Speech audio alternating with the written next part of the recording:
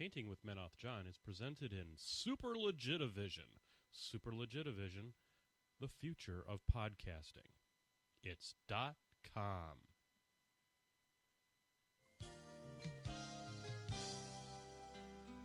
Hello, I'm Menoth John. and I'd like to welcome you. First of all, let me take just a moment to thank you for allowing me back into your homes. If this is your first time with us, let me extend a personal invitation for you to drag out your miniatures and paint along with us each week. Let's go over to the canvas here and let's get started. I believe, every day's a good day when you paint. I believe, it'll bring a lot of good thoughts to your heart. I believe, every day's a good day when you paint. I believe, it'll bring a lot of good thoughts to your heart. Let's build a happy little cloud. Let's build some happy little trees. There are no limits here. You start out by believing here. You can almost paint with anything.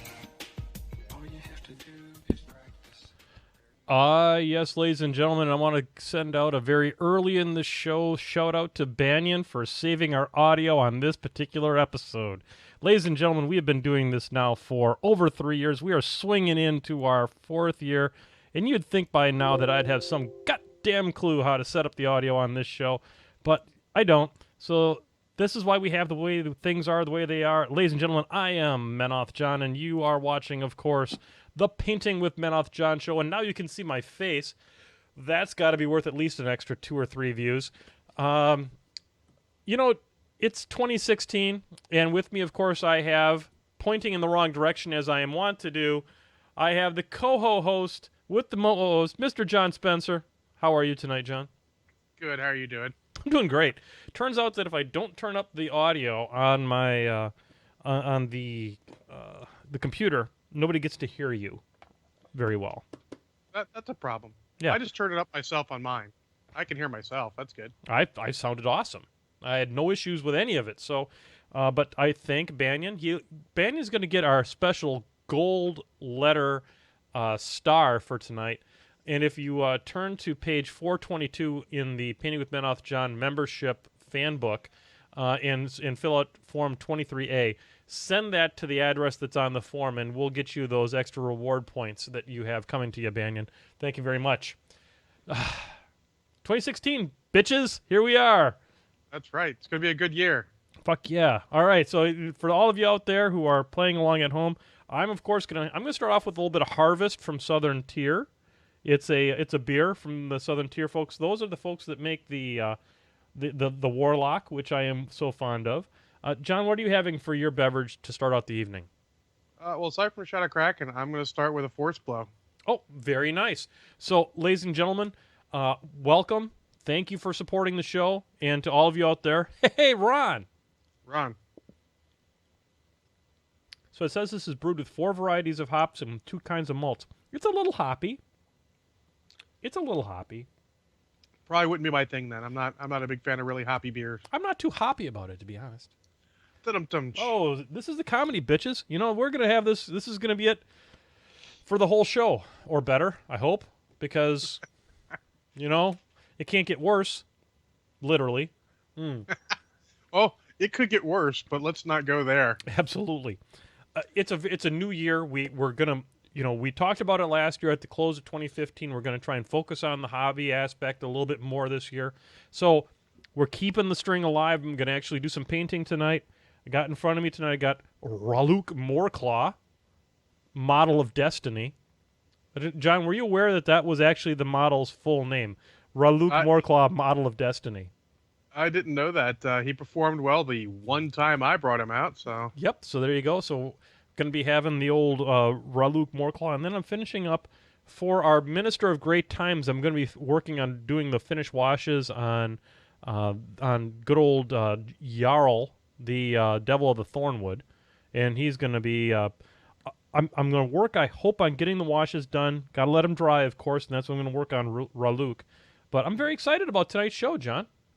Yeah, absolutely. We had a little last minute idea, and it's turning out to be a winner. I'm still cataloging stuff. I got to give the shout out and the praise to you, Mr. John Spencer, because that was your idea to talk about the hobby aspect of it and what are our hobby plans for 2016. I've got a few written down. I'm sure you have some ideas, John. I already and- know mine. So we're in good shape, and then we have a ton from the Brushheads. So that's going to be kind of our feature during the second segment tonight, which starts usually about 15 minutes after we get the ball rolling, because we got a little bit of business to take care of, don't we, John? We got to give it the business. We're going to give it the business. The first thing we're going to give it the business on here is I'm going to bring up, I hope successfully, we're going to bring up a dice roller, John. Oh, snap. We did a contest, if you're not mistaken. And that contest was to get a set of, and I'm going to bring this up here. There we go. It was for a to submit your hardcore casual lists. And John, we had great turnout after a slow start.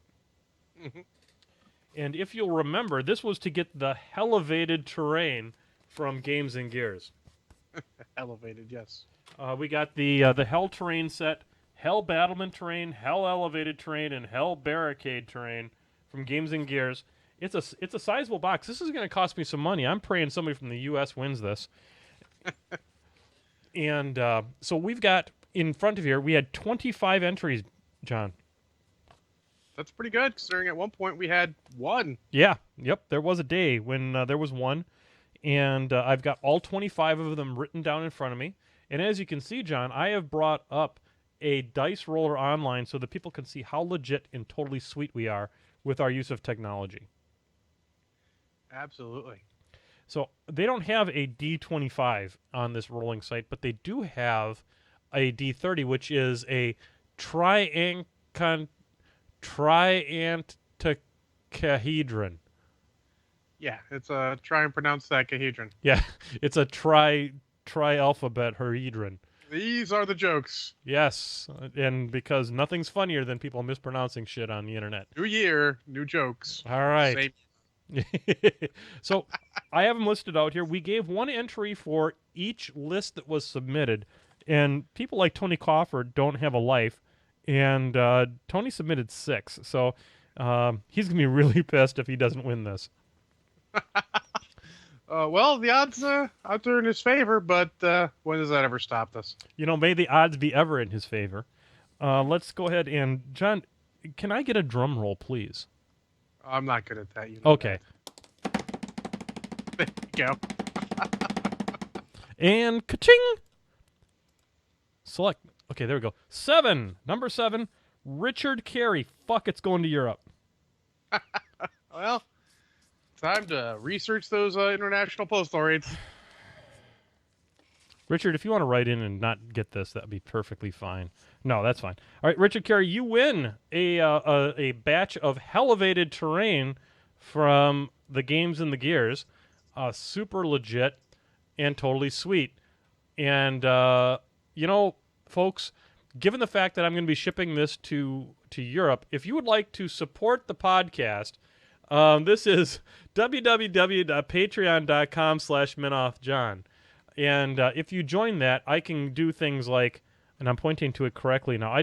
Honestly, I've gotten to the point with pointing at things on the screen by just going, what's the least likely direction that it could possibly be in? And then it's correct. So www.patreon.com/minoffjohn. You know, 2016 is a new year. And if your New Year resolution is doing the right thing by this show, become a patron. We'll send you shit. At $2, we'll send you a sticker. At $5, we'll send you a bottle opener you can use as a mask. So there you go. Super legit. You can bust people's fingers with it, too. It's called a knuckle buster. So You can even open twist-offs with it if you're lazy. hell yeah. I do that all the Like time. me. I do that Yeah. all the time. So you're going to get this stuff, and it's upside down, so I'll hold it right side up. This is the elevated train set that you're going to be getting, Richard. It has skulls on it, so it's good for Warhammer 40K as well as for War Machines.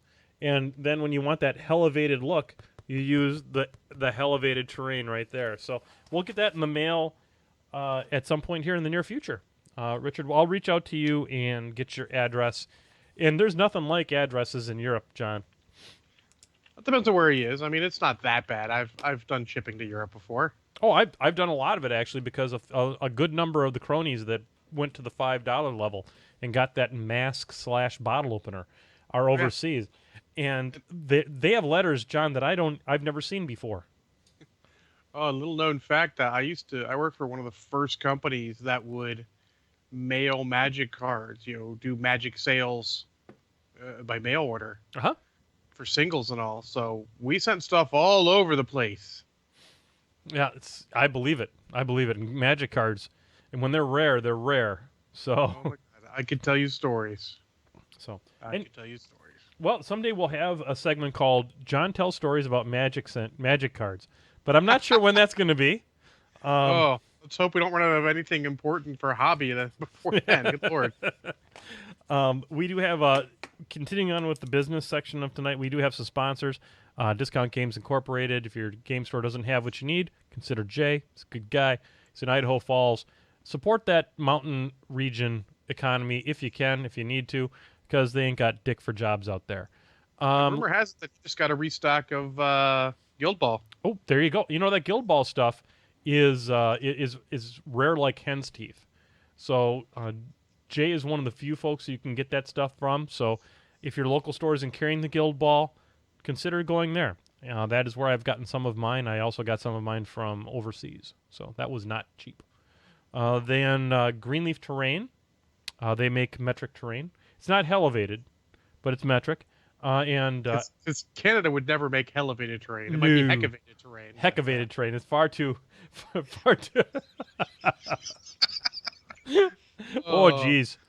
Our jokes are on point today. Oh, jeez. All right, so Games and Gears, they make elevated terrain, as you heard about. They've got brushes that are super sweet and totally legit. They make towels and brush stands and things like that. So, if you need some brushes and some brush towels, boom, get right on over there. It's a funny thing. Is Sam Sedgy, the owner of Games and Gears, very Hobbit-like. He's a short I've fella. never had the pleasure of meeting him. He's a short fella, but a big heart. And if anyone could carry the One Ring, it would be Sam Sedgy. Fair enough. So there you go. And that's why he's a sponsor. One podcast to rule them all. And then also KR Multicase, home of the Butterphone. When you need your models, we could even ask Rock on this one. Rock, what do you think about the KR Multicase? I think KR Multicase is freaking legit and totally sweet, and it's like butter. I'm yellow and blue. You don't often see that in Troll, but the reason I'm still yellow and blue is because of the butter foam from KR Multicase. Some people might get chipped. Not this guy. I'm telling you that right now. Because if you're on a roll, you must be butter. And that's KR Multicase. Back to you, John. So there you go. There's Rock for KR Multicase. Thanks for that stand-in quick sponsorship there. So, and then also, he's not an official sponsor of the show, but I still like to talk to him a lot about get over there to Tectonic Craft Studios with Archidan. Longtime Brushhead, longtime supporter of the show, and get some of those everyman's dice trays or whatever they call them. And Call him. yep, they are. I have not received mine yet, but I understand that the place where he has his laser smells like 1,000 burning trees. Yeah, and actually, honestly, you need a dice tray more than ever, especially if you got any of those cool D12s that are actually only have 1 to 6 and 1 to 6 like I have from Double Six Dice. Because those things roll and roll and roll, and one of my buddies was sending them all over the place. Like, just trying them out and just boom, all over the place. Well, I'm very excited about getting that tray because now that I've had actually somebody over here to Ron's Pub to talk to play some games, it was super fantastic. But I could have used that tray, and I didn't have it yet. And then lastly, the only other thing that we had to do real quickly, we're going to be having also Robert Dorefsky, who is a longtime brushhead, the purveyor over there at Flight Medic Painting, and he is going to come on and tell us how to take pictures of models. Because I took pictures of my Doomy 3 model this week, and it sucked. So obviously I need some help, and we're going to have him on. There you go. So Take a pick. I'm not sure if we're going to answer Dow Dark's flippity bloop question in the chat room. Oh, I feel like we should do that right now. Well, I think he's getting a little uppity, and that's my What? only concern. You know, Yeah, but still, you gotta answer all of them. You know. that's fine. I mean, I'm a benevolent president of War Machine and Hordes. Yeah, I'll even answer the stupid questions. So Dowdark asks, "Hey Prez, why the hell did you authorize a resculpt of Rock and not the model who needed it more, Mulg?" First off, do not question the methods of the president for life of War Machine and Hordes. Ladies and gentlemen, we could still be laboring underneath this unique scourge that was Body and Soul and Haley 2, were it not for this guy right here. All right. As for Rock, you know, I'm a troll player. I got to take care of my own, and that Rock sculpt was nothing to write home about. It was not a particularly pleasing conversion kit. I was saving the fixing of the rules for later, and we'll get to that. That'll probably be in an upcoming errata. He needs reach. Let's be honest about it. So we'll see if we can make that happen. But Needs and gets are two different things. he needs reach, and I'm working my way through that. You know, even the president has a certain level of negotiation that he has to do with Congress. Okay, and while I like to think of Matt as my little biatch, and I'm not saying who Matt is, but you know, there's negotiations that have to take place. Anyway, so And then the real reason is to keep troll arms superiority, because with everything going to restic and plastic and what have you, you've still got metal mold in case you need to sock mold somebody. there you go. Absolutely. So there you know, a little bit of a.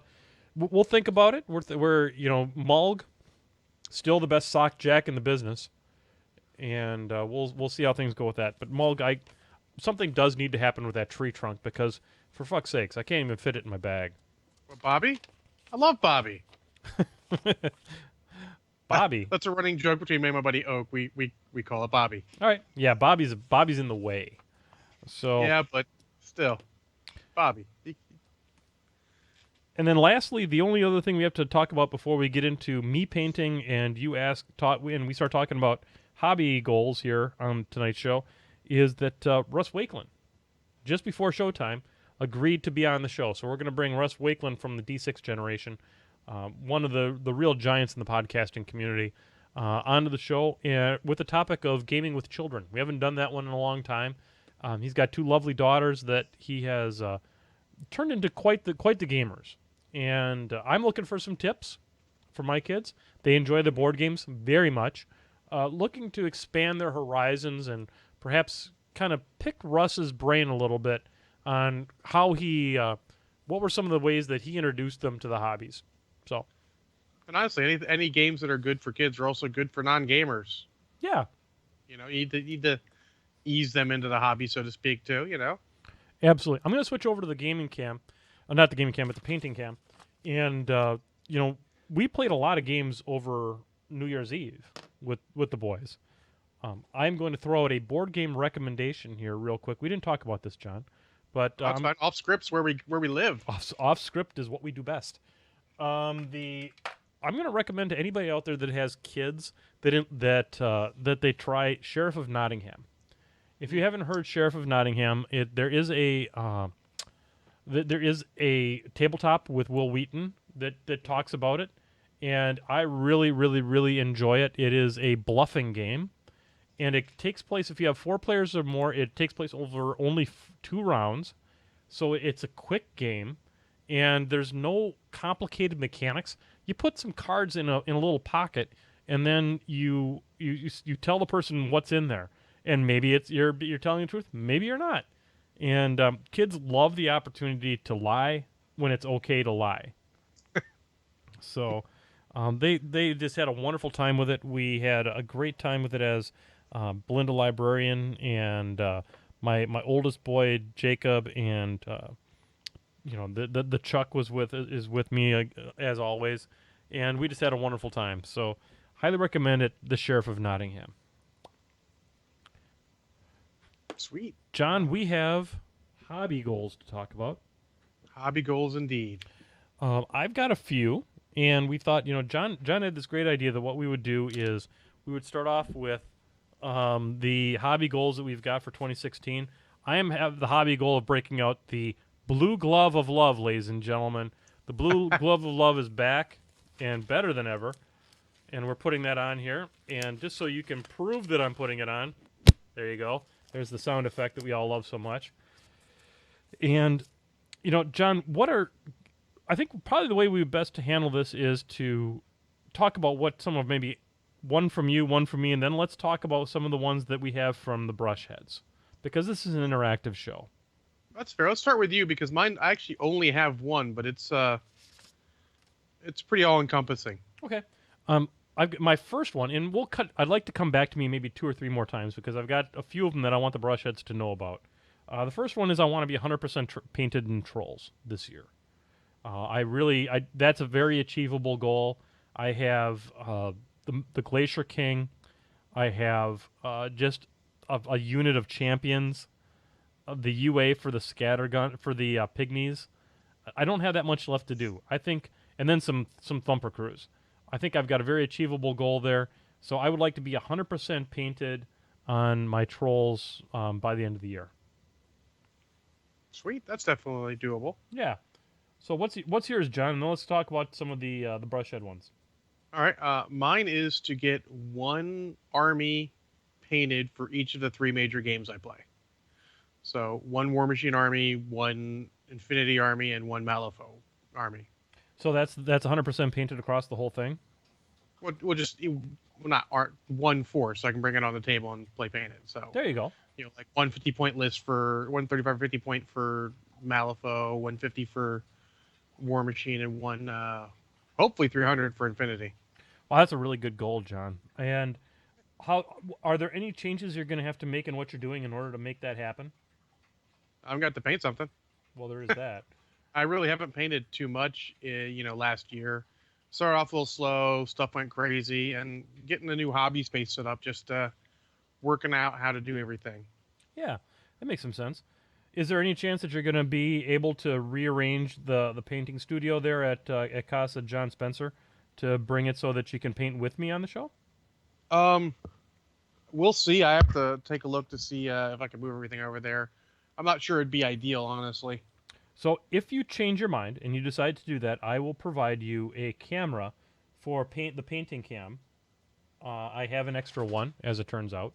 And if you would like to do that, I will provide that to you. I'm going to throw that out there as an incentive, let's say. Not a requirement. I still have my old camera, too, so, I mean... Well, shit. So much for that idea. I threw it in the box. I mean, no point in getting rid of stuff like that. Oh, God, Someone might need it. God, no. All right, so that's a great goal. John, what do we have here for some of our Brushheads? All right, well, it's... Now, this isn't all Brushheads. This is actually some random people off who aren't necessarily Brushheads off your Facebook page and off the War Machine Hordes painting group. Nice. And honestly, I would say, while a lot of them are Brushheads, the posts we got from the other 2 group blow away the number we got off the Painting with John Facebook page. Well, that's fine. I mean, a lot of the people that are on that War Machine Hordes painting page also listen to the show. They just aren't necessarily contributing on the Painting with Menoth John page itself. But if they're hearing this, I would encourage them to do so. Yeah, absolutely. All right. Well, the first one is from a Brushhead. It's even from a guest, past guest. Really? Yeah, Kev Bryant. I love that guy. He's a Hobbit too, by the way. Did you know that? I did not. I've heard he's got a good hat. Yeah, he's a quality Hobbit. I'm going to tell you that about him. So there you go. All right. Well, his spelling was horrible, but it seems like I can translate it to, I just want to continue my painted pledge I've had for all systems I play. And that's a hell of a goal. It is a hell of a goal. And Kev plays a lot of different things. I mean, obviously he's got the Guild Ball going on. We know him very well from that. He's also got the War Machine Hordes going too, because that's where I met Kev, was through Lost Hemisphere. And he's been a contributor for Lost Hemisphere for a long time. So, that's awesome. That's really good. Those are some solid goals, Kev. If there is any way that we can help support you in those goals here at Painting with Menoth John, if there's any topics, bring them on. And to you, I say, hey, Ron. Boom. Ron. I plan on taking a little sip for each of these different goals because I'm just gonna go once in a while because that force blow, it's almost like a gun. it is. It's a lot like a gun. So there you go. Who's next, buddy? All right. It looks like Alistair Johnstone Okay. says he wants to do something suitably awesome with the Sepulchre and get all of his Signar based and painted. That Sepulchre, it's got kind of a weird pose to it. I don't know what it is, but it's. I'm looking forward to seeing one on the table, and I think you can do some really crazy, neat stuff with it. Yeah, absolutely. And then also getting a whole faction, painted and based is it's a hell of a hobby goal. I didn't even put one of those out there. It's a big deal. If you're not close, that's a very difficult goal to set. I mean, I wanted to get Trolls done this year for me, and it didn't happen. And you know how much I've painted this year. I've painted a ton this year. Yeah. Yeah, I went kind of lighter just because I figure, honestly, having two 50-point lists for War Machine painted for whatever army I play, which is, spoiler, rat now, is good, but for that same time investment, I can actually get something painted for Infinity and for Malifaux. So I figure I go one each. Yep. The thing about a good hobby goal is that it's achievable. You want to be able to set yourself an achievable goal so that it encourages you to continue to do new, more, and awesome things. So setting an achievable goal, that's a great thing. Yeah. All right. So let's see. Christopher Wu. Hey, Ron. He gets us up twice. He wants to finally have a painted and based army. And then he also wants to qualify with Masters with Crix. Well, I can support half of that. So there you go, buddy. A little Southern Tier action for you. Hey, Ron. I gotta back off that pledge of doing one for everybody. Because you don't even know. I'm gonna die, and nobody wants that. We don't want this to be painting hobby goals with drunk ass Menoth John, and my kid doesn't need that either. Yeah. All right. Well, Chris Ziegler says to get a couple Guild Ball factions built and painted and start learning how to play. Yeah, I highly encourage that one. I'm thrilled with Guild Ball. Still looking to get more Guild Ball in, but I'm hearing, John, this is a big deal. I'm hearing that my LGS, which is up in Milwaukee, has some Guild Ball players. So that is very exciting. That means I could be getting some regular Guild Ball on, and that makes me warm in the shorts, to be honest with you. Yeah, there's only two things standing in the way of me and Guild Ball right now. One of them is the fact that my actual local game store doesn't have it. Another one is the rumor mill that a certain horrible company is going to bring back Blood Bowl as an actual miniatures game, and that is still my first love. Yeah, because they can't possibly allow something to actually exist that other people created, so they decided to piss all down their legs. So yeah. Rumor has this has been in the works for a while, but we'll see how much that was accelerated by the popularity of Guild Ball. Because I love Guild Ball, but the one thing it looks like it's lacking is the one thing that, in my opinion, makes Blood Bowl great is that whole league play and players getting better and all. Yeah, I mean, but we will see. Yeah, I mean, I think that there's going to be. I'm actually fairly excited about it too, because I feel like I missed out on the whole Blood Bowl experience. And if they put out like a $120 Age of Sigmar kit that has orcs and humans, probably in. I'm probably in on Blood Bowl. Yeah. Looking forward to see what they do with it. I mean, my hopes are high. Yeah, positivity and all that. Absolutely. You know what? The other game that I've heard rumors of that I'm reasonably high on them bringing back is Battlefleet Gothic. I was really high on that until I got Armada. Armada's super fun, and Star Destroyers. Yeah, I don't own Armada at this point, and I've been watching a lot of Gaming with the Coolers where he plays Battlefleet Gothic. And although I'm not, I don't know. In your opinion, John, you've got a strong GW background. Which is easier to learn, Blood Bowl or Gothic? Oh God, technically Gothic. Okay. You So say you technically, have a though. little bit of a football background, so I mean, you can learn like you can play actual football with Blood Bowl. Okay. Like I use actual football defenses in Blood Bowl. Really? Yes. That's interesting. Yeah. It was a real shocker when I really got into football and started realizing that hey, I'm using the same stuff here. All right. Well, I mean, I have a technical naval game that I already have. I mean, X-Wing is kind of that. And I just don't know if I need another one of those. So perhaps it's gonna be one of those things where because I have another one like it, I may end up going with Blood Bowl, even though I have Guild Ball and whatever.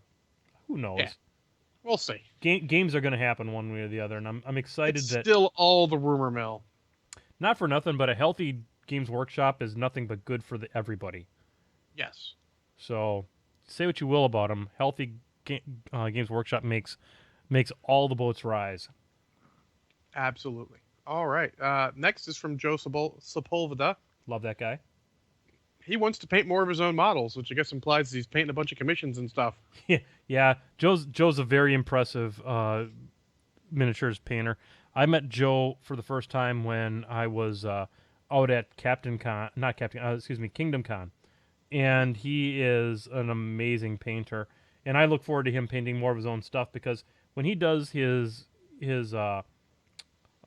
commission work, they're beautiful. Now I can't even imagine what they're going to be like when he's putting in the time and effort to make it him his own. I'm doing a fucked up shitty job painting this guy's skin. Holy cow. Slow down and concentrate. It's all good. Trying to. All right. So next one is from Mike Pollard. He just wants to paint something. Hey. I feel for you, Mike. I feel for you. Yep, and you know what? That's a great hobby goal though, because the only way that you're gonna continue to progress as a painter is by painting. This is a thing that requires practice, and there's just no other way to do it. Absolutely. Raluk has All right. full-on gloves going on. There's very little skin on this dude. He is a majority of armor and whatnot. Well, that's kind of cool. Let's see. I'm going to hit one out of the chat room, which I've been kind of neglecting because I've been looking at other stuff. Yeah. Dowd Arc says, his painting hobby goal is with my loss of vision. I want to find out more techniques for vision-impaired painters. That's definitely good. You got to figure out what you can do. Make up for your own shortcomings. I wasn't aware that he was having some vision problems. I know he wears glasses. I didn't know he was having anything worse than that. Well, Dowdark, I mean, God bless you, man. If there's anything that that's a real challenge you got going on there, and nothing but the positivity, the Brushhead Nation coming out to you. Your videos are some of the best produced stuff on the internets, and on behalf of John and I, hey Ron, keep it going, buddy.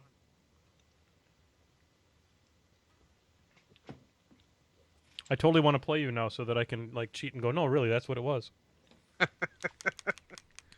So actually, there's a daughter of Frankenstein who has actual vision problem. Mm-hmm. And he just gives. I know the name's weird. He just gives his opponent dice that he can read, or make sure he can read the opponent's dice. Yep. And no problem. He's actually a really cool dude. Met him down at, we went to the ATC a couple years ago. When you were at War Machine Weekend, did you have the opportunity to meet Black? Briefly. Yeah. He is legally blind. Yeah, he was sat in for the live session. Yes, he was, and yep, absolutely. He is I knew him from all the way back in Utah days, and he left Utah to go to grad school in Cincinnati. But you want to talk that he I believe is legally blind, and he crouches over. He keeps a close eye on what is going on. But I will tell you some of the most enjoyable games I've had with Richard. He is such a good guy. And, he is a testament to the love of the game because he has to work for this hobby. And he has some beautifully painted circle. And hats off to Richard. Absolutely. All right. So next one is from Corwin Blackthorn, who wants to get enough money saved up to get his buddy John Meeks to paint his Doomy 3 list and a Doomy 3 to his highest level. There you go. Doomy 3 is fun. John, we were talking about doing battle reports and stuff like that. early during the pre-ramble, which you will only hear unless you come in at the 6:30 time frame or 7:30 Eastern, and or if you are a patron of the patreon.com/MouthJohn. But I played Doomy 3. I played the Drunken Dojo list into Crix, and it was. I don't think I played it into the best scenario for it to perform well, but Doomy, I had Crix crash in on an Alpha strike into my trolls, and they suffered not a single wound. That's Crix, That's bitches. pretty good. That's Crix, bitches. All they do is kill shit, and they crashed in and not a single wound. Bouncer didn't take a wound. Pyre Troll didn't take a wound. Mulg said "fuck you." It was amazing. So, also Stranglehold Deathjack is the best thing in the game. Stranglehold anything that wants to get closer is awesome. But I want to kill something. Mhm. Nope, sit there or walk forward and not attack. I don't care what you do. Yep, and then an Earthborn ate him for lunch, which was amazing. So there you go. All right. Next is Seth Watkins. He wants to learn how to use an airbrush for more than priming and base coats and learn how to take good photos. Well, the good photos we can help with here coming up in a couple weeks. Yep. Seth is an amazing guy. For those of you who don't know exactly who Seth is, Seth created that Moros, that purple shaded Moros that is absolutely beautiful. And he's been a longtime brushhead and supporter of the show, crony. And I'll tell you what, I would love to do the same thing, Seth. I would love to know how to do more than just base coat and seal and do the zenithal shading and stuff like that, because there's so much more you can do. I do a little bit of it where I do some fading between different colors. My Croak Raiders are an example of that. But there's a lot you can do with an airbrush, and I would like to get better at that too. That's a wonderful goal. Excellent. And then speaking of learning how to paint better, Robert Dresky hits us with 2. He wants to get his YouTube channel up and running, and he also wants to place in a painting competition. So the YouTubes, you can get that done, buddy. You can absolutely get that done. It's never been easier to be creative these days, and the YouTubes is a great place to get it out there. Robert's going to be on the show. We talked about that, and so I encourage you to get over to his blog there. Just Google search for Flight Medic Painting, and he will you'll find his stuff. And the getting better, placing with your painting, it's just practice, baby. I know I'm not a great painter, but I was lucky enough to get a little bit of love working with John Snodgrass on some projects, and I had that one whelp actually got silver for some of the conversion work. Which is sweet. And speaking of John Snodgrass, he threw one in the hat. That's here. Because he's a great guy. He said, I will keep up with and complete a point-a-day challenge for the painting group, and also have my buddy's Signa Army completely table-worthy in time for Gen Con. And finally, he'll have at least 2 categories ready for the P3 painting competition. Wow. That's a hell of a goal. There's some freaking ambition going on there, boy. Well, you can sort of if you count the stuff you're painting for your buddies towards your point-a-day challenge, then and his entries, he's doing okay. I mean, you can sort of combo those together a little bit. If they're all separate, then that's crazy talk. But hey, more power to you. I don't know where I ended up on my point-a-day challenge. I tried to go find the post because I lost track of it, but I was well over 200. And I call that victory. 200 points of painted in the course of a year, I'm pretty happy with that. You beat me by a little bit. Well, it's not about a competition. I'm just happy with my own achievement of my own goal. People do whatever they're going to do. I just decided on this Raluk Morclaw, I'm going to do some corrosion and stuff. I'm going to start. I'm going to bust out the old Typhus corrosion and the Rise of Rust. He's a merc. He should look screwed up, and I'm going to get after that. We're gonna next level this guy. Oh, and you mentioned earlier how you would like to do more with an airbrush. Well, Tadgo, or AKA Cliff Hughes, actually said that if only you knew an airbrusher, and he even threw a couple into our hat here. He wants to learn how to ride a unicycle and improve his painting. He wants to have a medal at War Machine Weekend. I'd kind of like Cliff to come to Casa John with his lovely family and spend the weekend, and we could goof around and play games and and just turn it into a fun time. And he could teach me some airbrushing stuff, and I could teach him about how it's dangerous to live less than a block away from a pub, and and we could ride a unicycle over there. It'd be super sweet. There you go. So We're getting it all together there. Cliff, consider that an open invitation to you and your lovely wife and your awesome son to come and hang out at Casa John for a weekend, all expenses paid except for any money that you have to use for yourself. You just won't have to pay for a hotel room because Casa John provides. There you go. He says you can talk about that. Awesome. All right. So next is from Jimmy Anderson. He says, plan a few store championship tournaments for X-Wing. Not win, just play. Yeah. What a great goal. Yeah, absolutely. What a great goal. You know, Jimmy is our shadow minister for all things Car Wars and X-Wing. He's not a patron of the show. I'm a patron of his show. He doesn't have a show. He's got his play by email thing, but you know, it's a mutual love fest going on there, and so that's a wonderful thing. He's into the X-Wing. He does a lot of repainting on his X-Wing. Oh yeah, I've seen some that are really cool. Yep, and I've not gotten into that, and I should consider that, John. That's something to think about too. I've got a lot of stuff to do. You know, one of my hobby goals that I haven't discussed yet is that I would like to paint one of my Rivet Wars factions. There you go. 100% on one of my Rivet Wars. I'm going to say, since I started with the Osprey, I'm going to say the Allies, not Okay. the Blight, and because that I think could be super fun, because that is such a good board game, and maybe I can get a game of that in with my my younger boy this week. That would be super fun. Cool. So next up is Andrew Swedberg, who says he wants to finish repainting his Protectorate and resist the urge to pick up a third faction. You know what? I'm gonna say resist that urge. Yeah, you can do enough with just 2 factions, honestly. I have 3 factions. I occasionally regret having 3 because you feel a little bit of pull in multiple directions. I would say if you see another game out there that you like, rather than pick up a third faction, just pick up a different game just for a little change of pace. Get the big change of pace once in a while. I completely agree with that. I think that there is enough variation. If you have like a War Machine faction and a Hordes faction, you know, pick the ones you love and just go with those. You'll be better at the game. You'll have more fun because you'll be a little more successful. Unless there's something you really want to paint. But there's a lot of other games, as John said, that are super fun to paint too. Guild Ball's awesome to paint, and so is Infinity, and so is so many other different games. Are super fun. There's so many games out there now that are low model count, so it's not like you're buying a giant army. Exactly.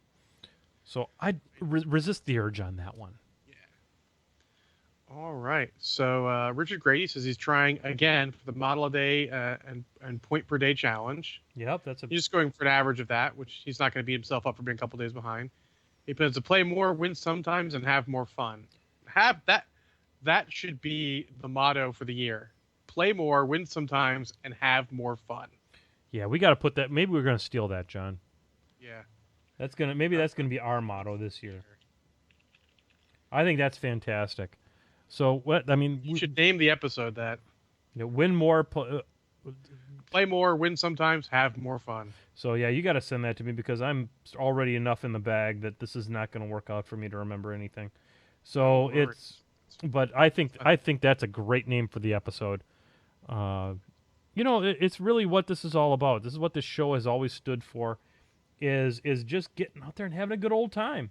Because I'll tell you, when I had one of the Milwaukee guys come down, and we played 2 games yesterday, and I had fun, and I lost both games, and you know, playing with old Fiora 2 there, setting the world on fire. I popped corn 6 of his scrap thralls. He positioned a little too close, set one of them on fire, and I popped corn 5 more. It was amazing.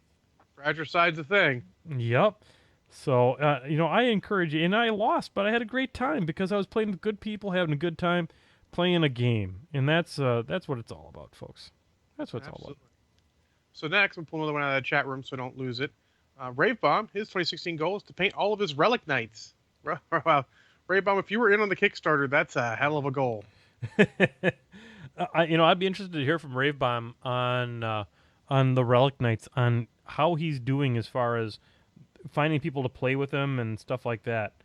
Because I don't even get games in it. We had a bunch of people in on the Kickstarter. It's just another game. It's still on my plate. It's not on my chopping block because I like that it's completely different than the other ones. It's like Malifaux to the next level. There's no numbers. Like, I don't have to beat your number. If you can turn on the ability, it works. And then in addition, it's all scenario based, which is cool. Yep. So I mean, if that's your thing, awesome. And but I'd be interested to hear how his luck has been at finding. He says he got just 2 factions, one for him and one for the wife, so they play. Good enough. Party on, Garth. That's awesome. Yeah. And here's the thing I discovered about Belinda Librarian over the weekend. You know, you could be dating somebody for 3 years and still learn something new about them. We played Guitar Hero at Chuck E. Cheese on New Year's Eve. So Rock Band 4 got bought the next day. And so now, if Belle's into playing a little bit of the instrument games, that's fantastic. We'll be able to play some music together, and I'll tell you what, that game is super fun when you get a group together. Cool.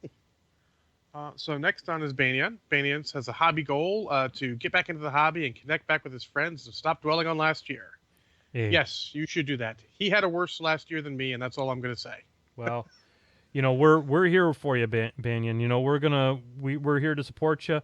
We're nothing but the positivity, and we are all about inclusion. So if you've had a bad year last year, then by gosh, we're going to step up and we're going to do our level best to make 2016 the best year it can be for you. Because you've been here since goddamn near day one, Banyan. Yeah, he was there super early. Yep. All right. So next is from Rick Freeman. Okay. He wants to paint his cock, also his convergence. Oh, Heyo! snap! Body painting funnies.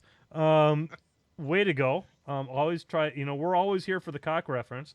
So here's to you. Hey, Ron. I'm having so much fun with this episode. Yeah, it's good. It's good. I'm having a ton of fun with this episode. And so paint your cock. I recommend yellow. If you're gonna go with a cock color, go with yellow. It's vaguely jaundiced, so it might be a little bit of a freak out for your girlfriend or wife or whatever. And Oh my. or your tournament opponent as well. So, when you paint your cock yellow, that's a sign of achievement because yellow is no joke to paint. Is that what that is? That's right. It's a sign of achievement. All right. It's an achievement unlocked. All right. Well, here's one more who's got a double. Mini Painter Inc., who I believe, if I'm not missing my guess, is also known as Michelle Lee Blastenbray. Oh, I love that gal. She started with, my goals, remember, this starts at 7 Central rather than 8 Central. That's a good goal. That's a great goal. And her second goal is to upkeep her website better. And the shameless plug is for www.minipainterinc.com. We are the masters of all things self-promotion. So, if you want to plug your shit, we'll probably read it because it's like you're a kindred soul. We're all good like that. So, here's to you. And, in all seriousness, serious painter right there, folks. Uh-huh. It is, she's got the goods. So you want to see some amazing painting from a lovely person, then you need to get on over there and patronize her area. So there you go. Get on over there, check it out, check out her stuff, and learn. So there you go. Boom. The more you know. Yes. And for more future shameless plugs, Michael Stubbs says, I'm starting a mini painting blog. Goal is to have it be successful. Well, we'll plug that for you and help. Yeah, exactly. I talked to Stubbs. Stubbs is one of the people that I met back in 2010 when I first came into the game and went to my first con. One of the first people that Norbert introduced me to at TempleCon was Stubbs. I think it's mostly because he didn't like me.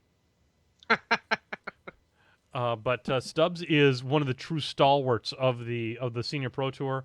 He is a great guy, and anything that we can do to help support him, we're going to do. We may have Stubbs on. Stubbs is a hell of an interview, by the way. Although He's a fun dude. He was the TO at the first out-of-state tournament I went to. Yep. And by the way, if you see Stubbs, Michael Stubbs, can't miss him. Ask to see his ass scar. Ask to see the scar on his ass, and Oh my!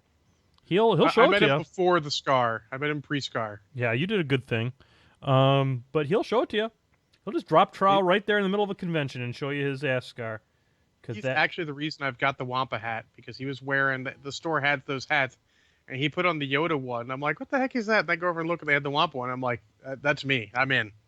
Man, I am all in on Stubbs in a Wampa hat. I mean, in a Yoda hat. Yeah, it was a sight to behold. Jesus Christ. Oh God, so I'm having so much fun painting Raluk Morklaw. This is a great little model. Yeah, he's cool. I like him. I've only gotten to use him once in my double colossal list with Mad Hammer. He hangs out near Gaston and the galleon just in case Gaston buys it. Gotcha. And you can turn the galleon back on. I got the key right here, boss. No, that didn't happen. He instead the little 2-player blew up the galleon. Talk about a bad drop. I put that list, and he's like, I got a little 2, and I'm like, fuck my life. Luckily, he spent so much time in his feet killing the galleon, I was able to have Mad Hammer clear off the little bit of infantry he had and be like, I'm going to win on scenario or kill you because the Earthbreaker's still coming. Earthbreaker! Oh, Mad Hammer. He is my spirit animal. That guy's pretty awesome. Do you know the only game I ever beat Jay Larson? The only time I ever beat him, I was playing Mad Hammer. There you go. Proof. Mad Hammer OP. OP as shit, bitch. There you go. And that's not going to be errated. Oh, God, no. Mad Hammer might get enhanced. That would be awesome. All right. Next is from Melanie Renson. She says, learn how to highlight and shade so it's less harsh while keeping up with the point of day challenge. I hear that. It's good, solid. Honestly, so many people learned how to paint in the GW days that harsh highlights and shading are sort of the default, because their judges and their guys taught that and they loved it. Yeah, and I'm not good at that. I try to get stark highlights and stuff, but I'm at that basic. Got to go like what feels like too far, and if you're not doing it right, it looks like poo, in my opinion. I agree. If you F it up, it's bad times. I'm a very basic base coat, wash, highlight kind of guy, and yep, me too. That gets me. I think that gets me a solid 80% of the way, and my stuff isn't amazing, but it's okay, and it certainly meets my it meets my standards. And at the end of the day, that's all I'm really trying to do. And I've developed enough highlighting tech. I mean, I paint a lot of sanguine base now because I've discovered how to do a good job of highlighting sanguine cloth and stuff. And it makes it's what happens. You learn how to do a particular color scheme, and that's why some people have, like, if you will, their colors, because they're good at them. When Ryan Goes, our Minister of Good Times, asked me to paint this Jarl for me that I'm working on, I really struggled. How the hell do I do skin tones on a troll that isn't purple? And he's kind of purple, to be honest with you. He's blue, but it's a dark gray blue, and it's using what did I use? I used Drakenshade. Drakenhof Nightshade? Yeah, that one. And it worked out really good for me. But there's a lot of that stuff that you just kind of hold on to and hope, and maybe it turns out, and maybe it doesn't. But that's why so many people have models that they're not necessarily proud of, but look at them like, this was the test model. This is when I tried this technique, and you got to do that. Yeah, you have to. Painting is about being bold sometimes, and you have to. Be afraid to paint models. If you're afraid to paint a model because it's limited edition, try the same thing on some. Just buy a model. Like, here's a model with similar stuff. It was cheap. I'll give it a shot. Yep. And, more times than not, it's going to turn out pretty good for you. Mhm. So, All right. So on those similar tones, Tracy Carter or Sassy Lovejoy, love that gal. out to her, learn how to properly highlight and shade, and also better skin tones. All things we've touched on. Skin tones are tough. Skin tones are hard. Like honestly, like I'm using colors I wouldn't expect on like lots of browns and stuff on even human skin tones I wouldn't have thought of, but they end up looking a little better. With, Sassy's a Crix player, which is, I'm surprised I like her. The gentleman that was over here from Milwaukee, from one of our locals, and the reason I don't mention his name is that we haven't talked about mentioning his name on the show and stuff. So I didn't want to do something he was uncomfortable with. He's got kids, whatever. Oh yeah, fair. And he has discovered some interesting things with Vallejo colors for undead skin, and I'll tell you what, Tracy, if you're interested, I'd be more than happy to approach him so that I can maybe I've still got a few Crix models laying around because I'm a terrible human being, and I will see what I can do about trying to learn how he does that and maybe demonstrate it on the show, or at least pass on the information to you. Cool. So on those same subjects, Mike Travis says wants to learn some new techniques. He's got the basics down to a serviceable level. He wants to learn blending, glazing, and really focus on highlighting. Yeah, that's a big goal for me also this year, John, is I would like to learn how to two-brush blend. I have no idea how to do that. I've tried it, and it ends up looking like shite. So I would like to learn more about that. And I think, honestly, that this is something that our listeners could probably take one away from here, and that is to say, if you're going to a convention, let's say you're going to a Lock and Load or an Adepticon, there are some wonderful panels. Don't just spend all your time at a con necessarily playing. Take that opportunity to be with really skilled people to learn something new. So that's a little bit of a pro tip on that one. All right. So Timothy Flesher Bear says he wants to get his pigs painted. Oh, getting a pig painted is a good thing. There has not been a better time to be a pig player. I'll tell you that right now. That's true. You got lots of stuff coming out on the horizon there. Yep. You got the meat thresher coming down the pipe. You've got some interesting. Meat thresher's out. It's on the shelves, dog. That's true. I can't even. I totally missed it too. I'm like, oh look, it's on the shelf. Who knew? I'm so out of touch with what's actually going on in the hobby. Well, the hobby area at the new LGS is actually right next to the war machine area. So I look over to the side and I see the whole war machine area. Turns out that the lovely and talented Michelle Lee Blastenberry and has a simple undead flesh method if I'm interested. Michelle, there you go. Michelle, I am very interested, as is Tracy Carter.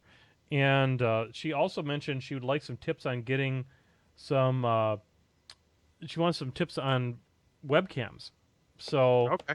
potential future guest on the Painting with Mouth John show. Just absolutely. So, we'd love to have you on the show, Michelle. You're a very, very talented person, and we would love to have you on there. Yeah, when she put the link up for her site, I took a look at it and was very impressed with her stuff. Yeah, she's terrific. Terrific people. So, that's one of the things I think I'm most proud of in 2015, John, is that we made some real great connections in 2015. Mm-hmm. We really found some, we had Wargamer Girl on, we had Shoshi on, and those folks that are just tremendous human beings in the hobby. And I think that's something I know I'm looking back at that year as being very special. So, Michelle, we would love to have you on the show. Absolutely. All right. Well, I feel like we're getting to the point where we got to power through a couple of these. We got so many entries, and I'm very happy to hear some people sharing their hobby goals with us. Power through them, bitch. Let's do it. Boom. All right. Will Hahn wants to stick with the goddamn faction. Make a goal for you. Play 10 with the caster, then go to the next one. That'll at least keep you there for a little bit. Will Hahn, the only chance you have making that goal happen is if you listen to more of this show and less of Beer Machine. Daniel Horn just wants to paint his freaking army. I always have too many commissions, though. You can never let your commissions overtake your personal painting. Yep. That's the dark side. You got there's balance in everything. Do you want to be Kylo Ren? Nobody wants to be Kylo Ren. No one wants to be Kylo Ren. Local Centerville, Chris Rodriguez wants to field a fully painted list. Well, he's on the way with. He's just painting up his master for Malifaux. He's in the Maliflubles with us. Nice. Let's see. Chris Ross wants to paint a bust like Ben Comets. It's a pipe dream, but he wants to aim high. Yeah, honestly, that's a legitimate thing. Having an achievable goal is good, but sometimes you have to challenge yourself with a goal. I feel too many people are like, I can't do X, so they don't even try.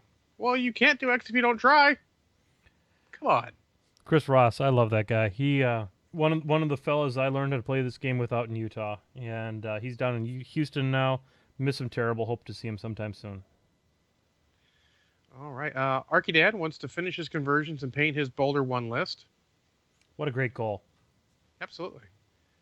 And then Thomas Grable wants to play it painted in 2016. That's a good one. I think it may be one of the best things that Muse did was play it painted. Without... That and back when they had that, play it painted, the crutch free. Those were good things. We need to get back to that somewhere, I think. I agree. And I think that it's so easy to lose yourself in this. Mm-hmm. You lose track of what brought you to the party, and those are the things that made Muse what it was, and it's something that could maybe help it be, to level it up to the next level moving forward. Yeah. Nathan Whitaker wants to paint 100 points of Kador and 100 points of Menoth. Well, if you do a point a day, you'll have that and change. Yeah, yes, you will. And you know what? If you're spacing that across multiple factions, that actually becomes more doable, because you don't run out of warjacks. Well, warjacks are good for the points. I mean, let's be honest. Yes, they are. Go Assassin, Go Bandit wants to finally do his infantry. That is the tough part of War Machine. I haven't done the, going to do Malifaux, Infinity, and War Machine. War Machine really is the one that's the large amount, and it's because of the amount of infantry that could be out there. Yeah. Man, it's so hard. If you've expended all of your solos and your warcasters and some of your jacks or beasts, that's a toughie getting back into those units. Yeah, don't do it, man. You got to paint a unit, then reward yourself with one or two of the single models, then go back and paint another unit. Yeah, it's the only way you're going to get it done. Yeah, it is. It's too much of a grind. You can't take it on all in one shot. You'll just hate painting. All right, Jason Nichols wants to get fully painted lists and try to get good at the game. He figures a secret is in a fully painted list. Well, I find the first time you paint a model, it's going to die horribly and do nothing. But after that, your money. I completely agree with you, though, that the thing that has always driven me when I've been in a doldrums for painting is that I'll have a shiny come out, and I'll make a list for it, and I'll go, well, I got a shiny, and I want to get it out there, and I'm not going to play it till it's painted. In fact, right now, that's the number one reason why I have yet to play my Glacier King. Glacier King wants to get to the table worse than anything in the universe, and he ain't going until he's got some paint on him. Yeah, that's fair. I wish I could do that. Maybe eventually. That's a goal. That's a meta goal, is get to the point where I can say I'm not going to play it unless it's painted. But that's a little ways off. We'll see how the year goes. Yeah, it's the goals are personal, and they're achievable in your own way, and so that's fine. Yeah, and the point of all this is not to have you choose someone else's goal. It's for you to get inspired by someone else's goals and try and actually get it done. Hopefully most people succeed your goals and inspire people to do their own goals. Yep. I've got one more goal I want to share with the Brushheads. Oh, hit us up. I want to continue the show for another year. There you go. Absolutely. I want to keep this you buzz call going. That my goal's a little more I don't know, grandiose than that. I want to continue the show, period. Yep. Until we're at a place where, someone's taken over and we feel like maybe it's not necessary anymore. Yeah. Yep. But let's be honest, on Sunday nights, I wouldn't know what I would do. I'd be just playing Borderlands like I have been. No, I'd be very bored, and I enjoy, John, your company. I enjoy the company of the Brushheads, and it's still fun. And so long as it's still fun, then by gosh, we're going to continue this silliness. And I don't see any reason why 2016 shouldn't be even a more fun year than we had with 2015. And 2015 just blew the doors off as far as what my expectations of what a podcast could be like to have. Yeah, absolutely. All right, got a couple more left here.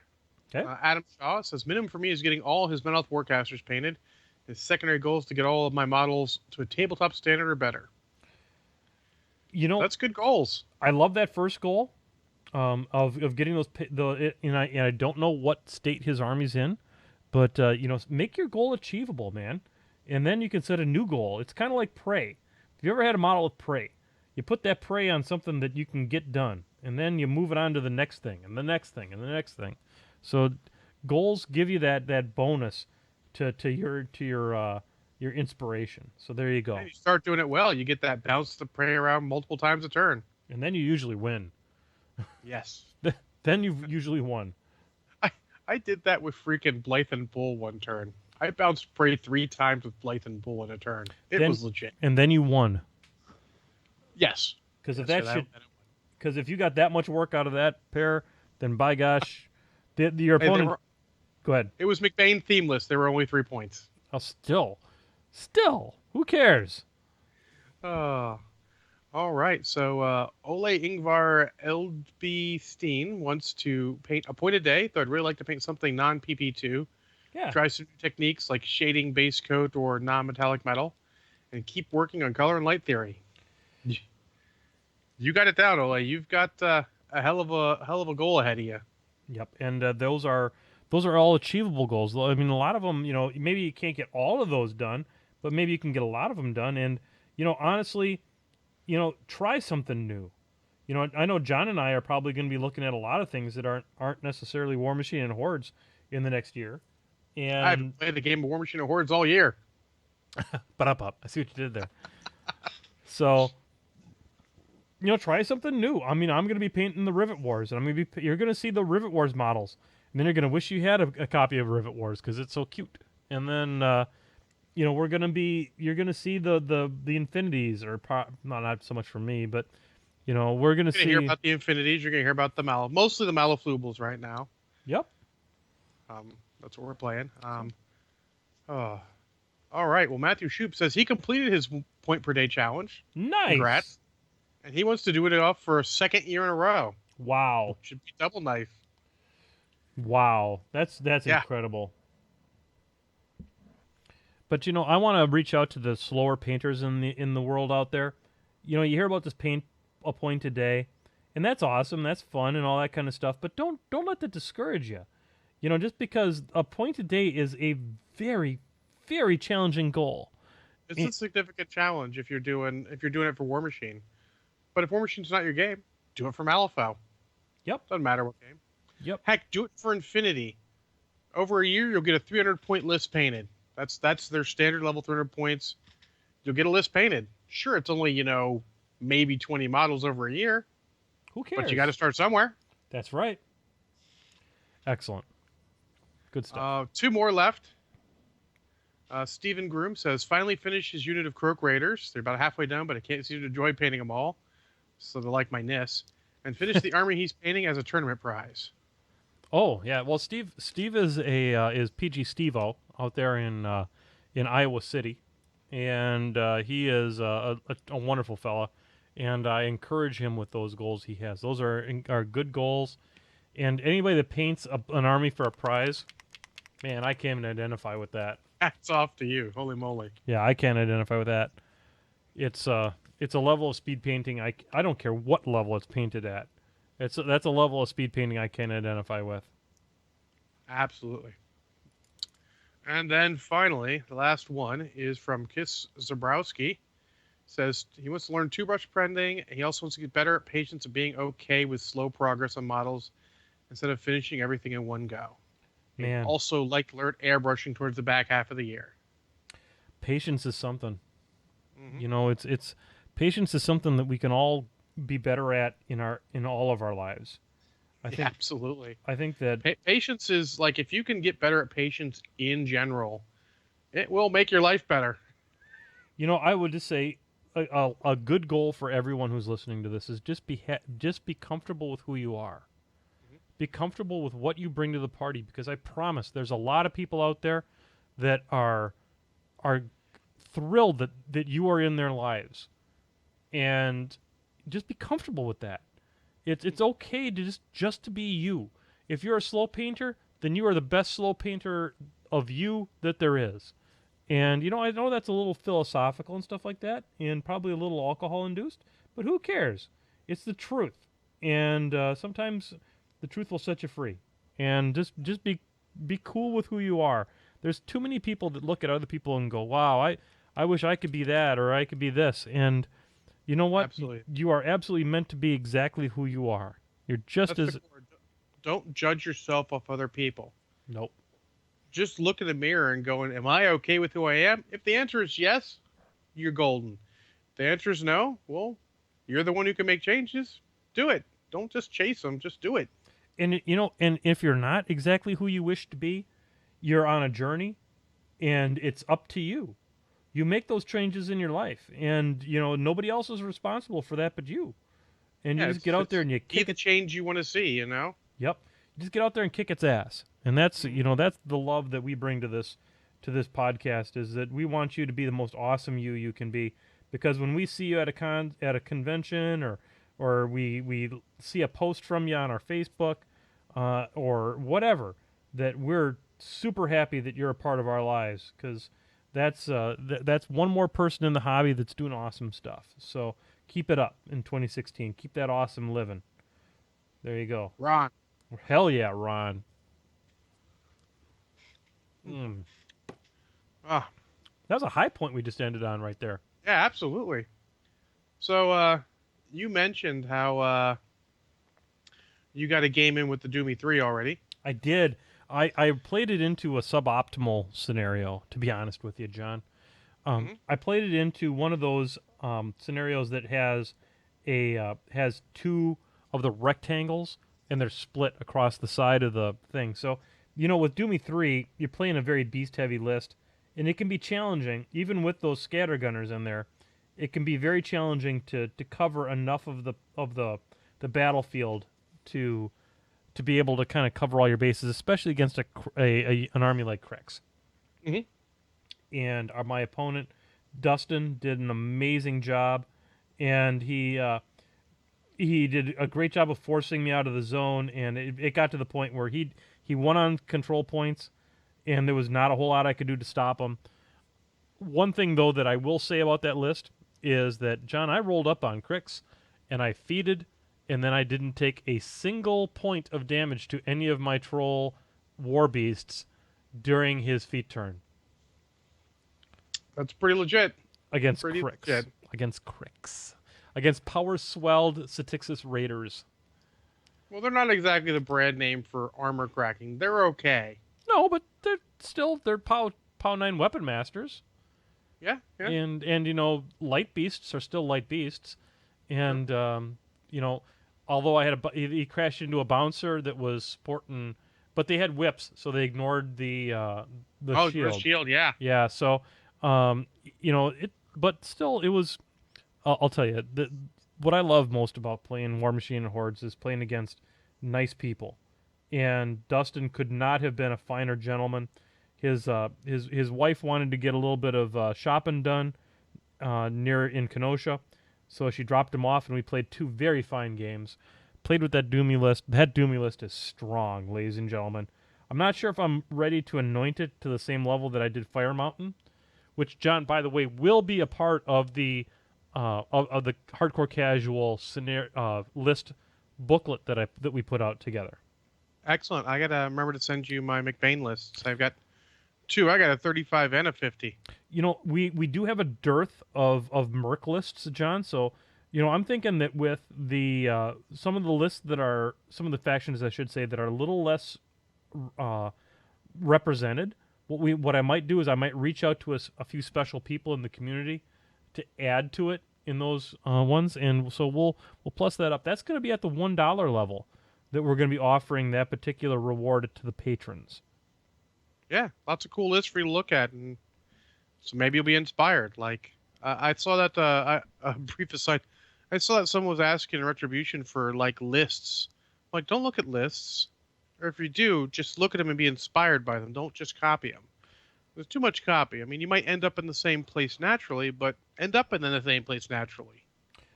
Just be inspired. Maybe you didn't think of using X unit with Y caster. Right. Lots of retribution lists that were submitted. Holy cow. Maybe I'll give you a circle list instead. I got a Kaya 1 that's fun. Yeah. Oh, absolutely. We don't have any circle lists. Okay, I'll get you a circle list. Yeah. So that's really great. So we'll plus it up a little bit. And we'll see how things go. I am very happy with how Luke Moorclaw is progressing tonight. I have to be he's honest coming along. about that. He's really coming along and making a lot of progress in not a whole lot of time. All right. Well, before we hit the movies, I want to talk about what games I've played so far in 2016. There you go. I've played 3 games of Malifaux, each at a different point level, each with a different person learning how to play. Nice. I played one of the locals who doesn't really play a lot of. He used to play X-Wing, got out of it because he didn't like the tournament idea. Used to play a lot of GW games, got out of them mostly. Mostly playing the Batman, and I'm happy to see him jump into something that more people are playing. He got one of the local. He's not effectively not a press gagger for Weird. They're called henchmen. Yep. But he's very enthusiastic. Taught him how to play a couple Thursdays ago. So he jumped in. He's already got some models painted with the starter box, and so we played a game, 20 points. That was pretty fun. Definitely, I tell you, Malifaux teaches you to look at the scenarios because for a long time, I was not killing his models, and he was grinding me down. But I had my objectives going, so it didn't matter. Yep. And I like a game like that. You get your butt whooped, and it doesn't matter. In fact, the other game I played against Centervale was 50 points. He wanted to go all in, and he was whooping my butt, killed my master, killed a bunch of stuff, but I had objectives going, so it didn't really matter. Yeah, and that's really fun when you can, things aren't necessarily going your way, but then you got that ace in your hole. Mm-hmm. Well, and Malifaux is one of those. It's all about the objectives. I mean, it's like, and in some cases, since they're hidden, you may not know what he's trying to do. You got a pool that everyone looks at. That's 5. There's a strategy that you're both going for. It's the same one, and then there's schemes. There's a pool of 5, and they choose 2, but you don't know which 2 they choose. And if you do know, it's because they're going to score more points out of it because it's revealed, and that actually gives you more points. Got it. So, I mean, in all 3 of my games, I didn't necessarily do the butt whooping, though in the first game I did the butt whooping and won the scenario. That was sometimes everything just goes your way. Yeah. And this is a game where, like I said, Martin was playing, and he just had the right cards, was playing them well. And I was being frustrated, but since I was doing okay, I had all those guys in a tight group, and I have a couple little puds going. I'm like, I'm going to put an objective marker here, objective marker here. I'm going to win a scenario. Fuck, I don't care. Kill my dudes. It's okay. In fact, in Centervale's case, he did. He was kicking the crap out of my dudes, but I had extra dudes out there. I'm like, it's objective. It's all good. Sounds really fun. So, yeah, it's a good change of pace, and I think if you're looking for another game, look at how it plays. And a lot of people are going into the Guild Ball like it. It plays a little bit like War Machine, and maybe that's not what you're looking for. Maybe it is. Look at how the game plays before you make your final decision. Try and find something that's a little change of pacey. I'll be honest with you. It has. People refer to it as a War Machine like, but but what makes War Machine is the boosting mechanic and the 2d6 bell curve. Essentially, that is not Guild Ball.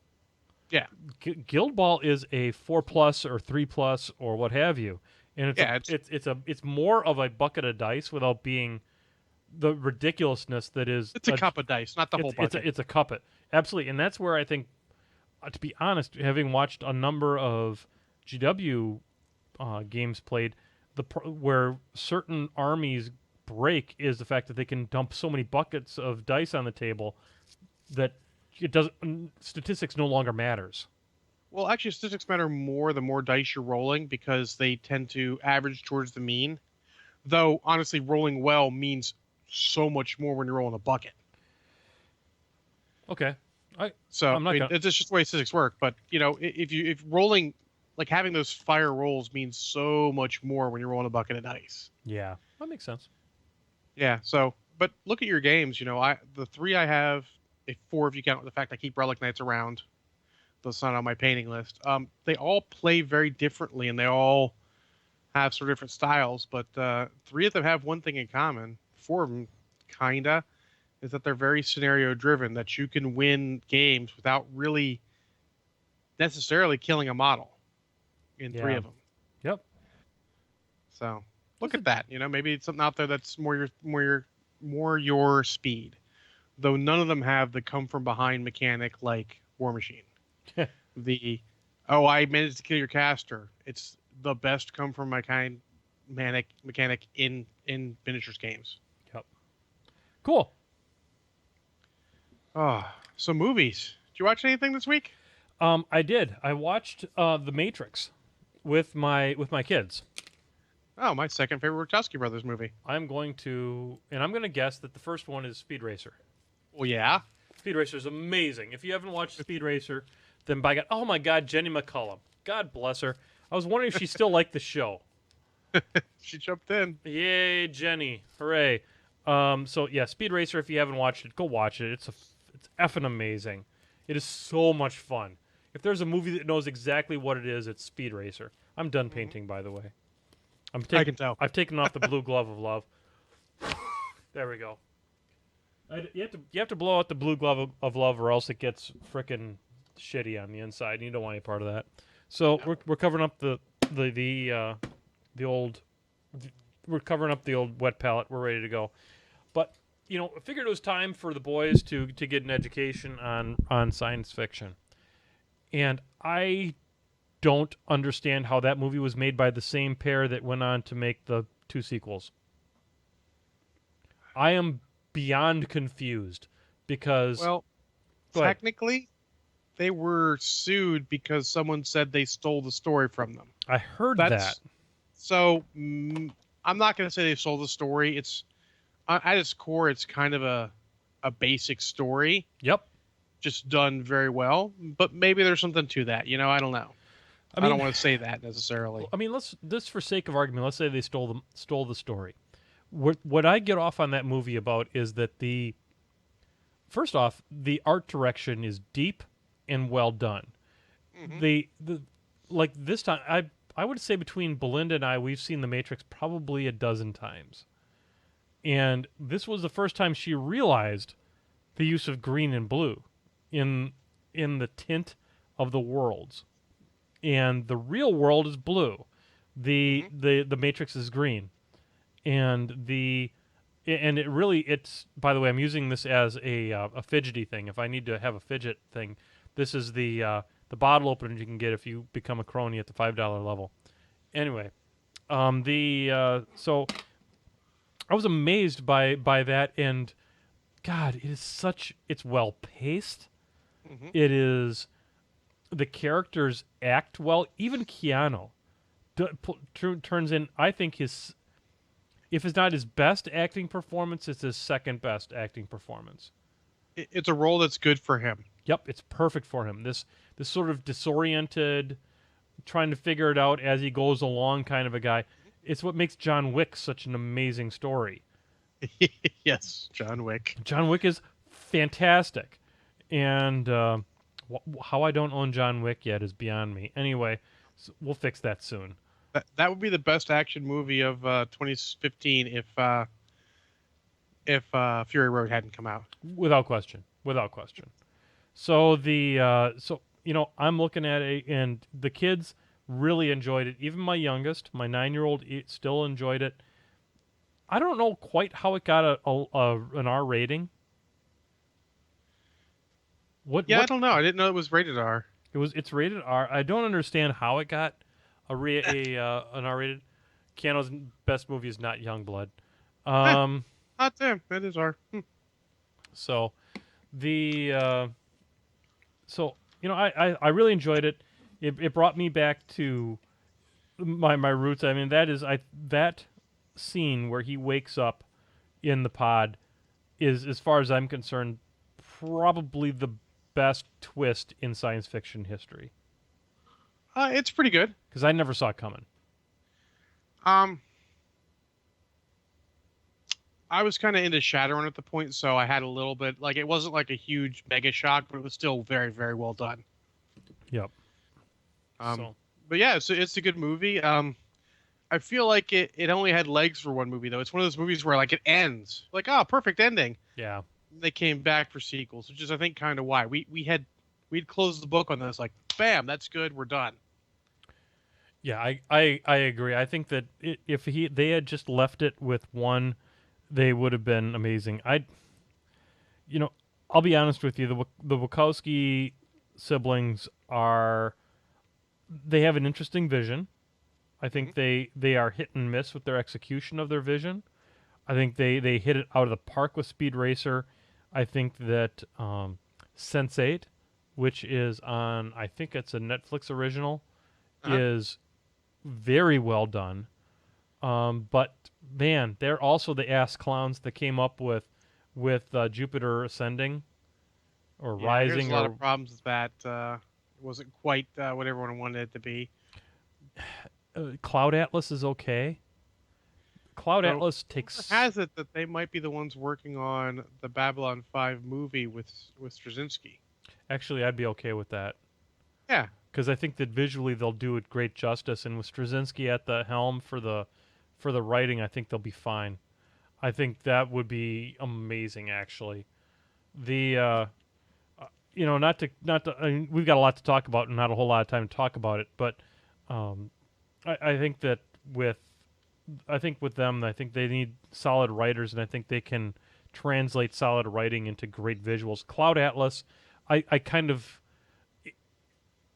it's too long for what you get out of it, but it is what you get out of it once it ties itself together is pretty damn awesome.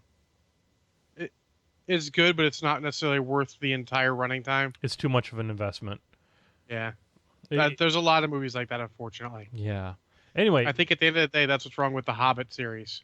Fact. There's a whole goddamn movie too many in there. Yes. So go ahead. You had you saw something that there was a bit of controversy during the pre-ramble. Just to make Jenny McCollum be happy, I saw The Force Awakens again.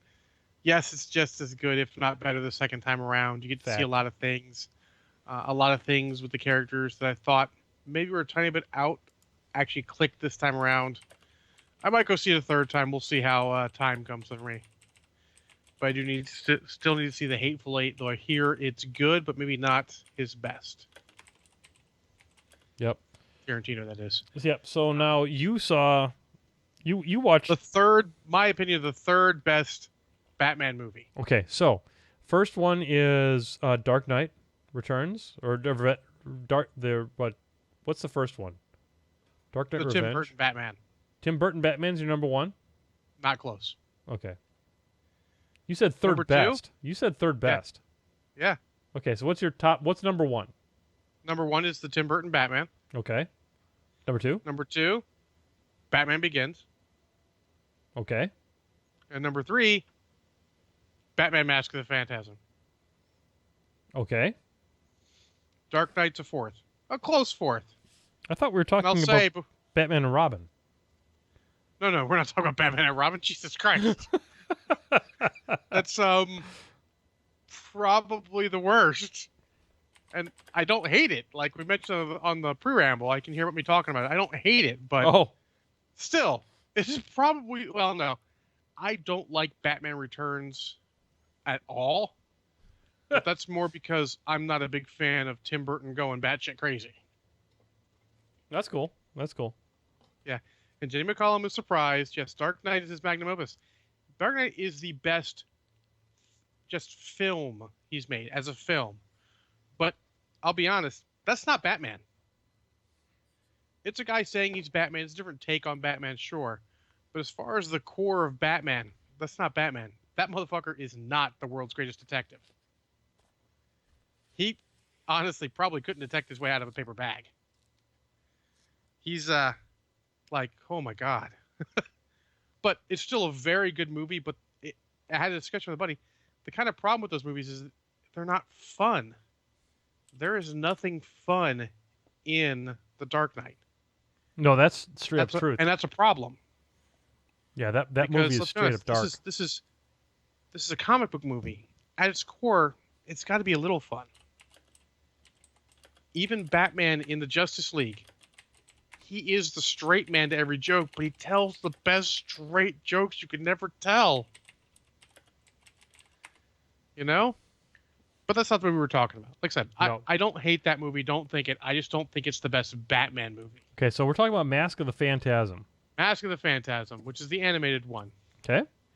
And, man, I really feel that the animated series Batman is the purest distillation of Batman.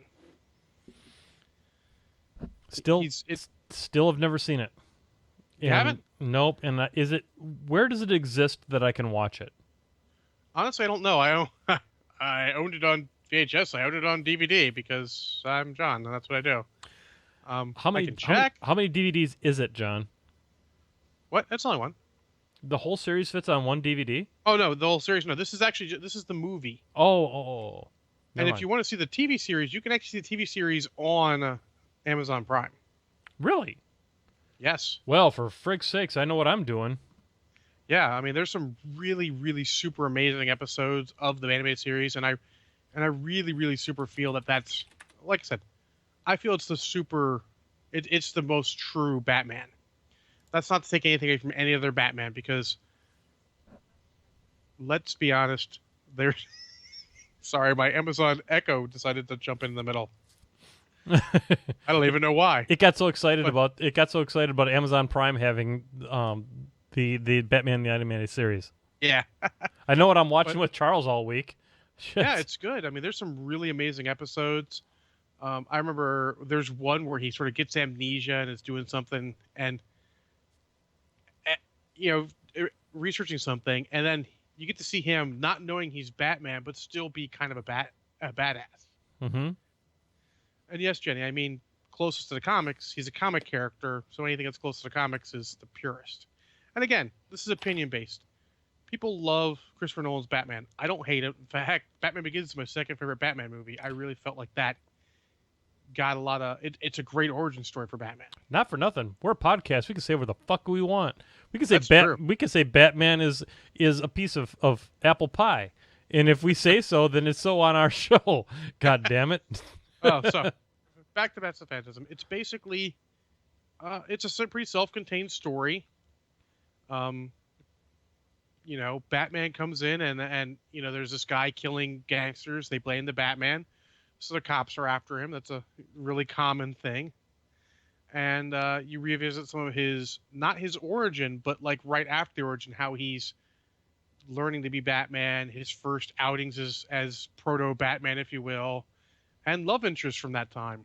It's a really cool story. And it's short. It's like only about an hour and a half, maybe, which is good because you never want something like that to overstay its welcome. I really enjoy the heck out of it. And it still surprises the heck out of me that Mark Hamill is the voice of the Joker. Oh my God. It's just crazy. But it's good. It's fairly well paced. It's got good backstory, the good tight story, some really good moments. It's about a shot of Kraken. That's awesome. Yeah. So there's that with extra ranty bits from John about Batman. It's one of the big things I'm sort of, if you will, passionate about occasionally because I love me some Batman. And, Batman in a team is different than Batman by himself, and you got to have that balance. Yeah. And not a lot of things do that, and that's why I'm kind of not looking forward to Dawn of whatever.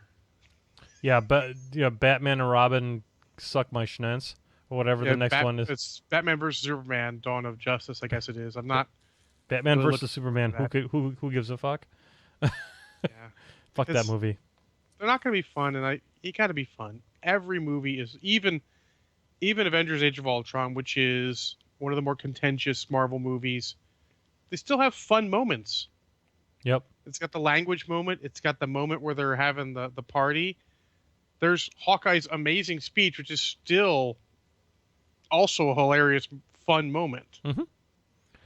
So, I mean, look, and until they actually get that, DC's trying to make, serious. We're making real movies. Yeah, well, leave that to real filmmakers. do you know what's more fun than has more fun than let's say Batman versus Superman? Sure. Turkish Star Wars and Turkish Star Trek. Both of those movies have way more fun. Which is scary. They do. They do. They're definitely not better movies, and they're definitely more shots of Kraken, but they know exactly who they are, and they just revel in it. They wallow in it like pigs. Ant-Man is the best example. Fantastic. That movie knew what it was. Yep. Isn't anything more than it's supposed to be. Yep, absolutely. 100%. Oh. So Jenny, I take it you have embraced fully the Menoth religion. And It's back. yeah. When you tell Jenny contribute, she brings it. That's what She does. That's what we love about her. She goes straight to 11. That's what we love about her. Absolutely. So here we are. It is the end of a show, John. This is our first show. They're doing a live screening of Turkish Star Wars in Seattle. Shut the fuck up. Probably because of this show. It's not worth it. Probably because of They're this not show. going to have enough alcohol. Yep, probably because of this show. So for those of you who don't know, I'm probably not going to any more cons except one more. I got one more in the tank, ladies and gentlemen. That's Lock and Load 2016. If you are planning on going to Lock and Load, and you want to see Menoth John at a con, this is your last chance because I'm kind of done.